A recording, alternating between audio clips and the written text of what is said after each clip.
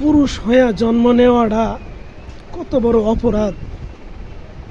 তার কারণ হলো একটা পুরুষ, তার কাছে টাকা নাই, এই ভাষাটা তার বাবার সাথে সে ব্যবহার করতে পারে না। তার হাতে টাকা নাই, এই কথাটা তার মায়ের কাছে ব্যবহার করতে পারে না। তার হাতে টাকা নাই, এই কথাটা তার ছেলে সন্তানদের কাছে বলতে পারে না। তার কাছে টাকা নাই, তার পরিবারদের কাছে এই ভাষাটা ব্যবহার করতে পারে না। তার কাছে টাকা নাই, এই ভাষাটা তার ছোট বোনের কাছে বলতে পারে না। তার কাছে টাকা নাই, এই ভাষাটা তার নিজের ঘরের মানুষের কাছেও বলতে পারে না। তার কারণ কি জানেন ভাই? টাকা নাই এই শব্দটা বলার পরেই ওই পুরুষকে আর কেউ ভালোবাসে না। পুরুষের সাফল্যের ভাগ সবাই নিতে পারে, কিন্তু ব্যর্থতার ভাগ কেউ নিতে চায় না।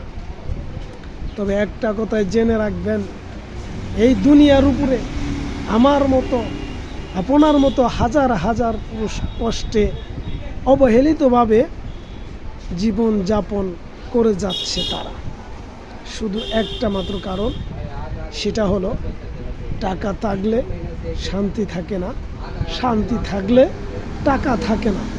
তো আফসোস করার কিছু নাই।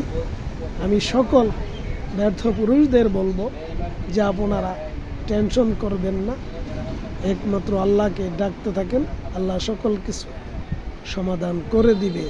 ওকে।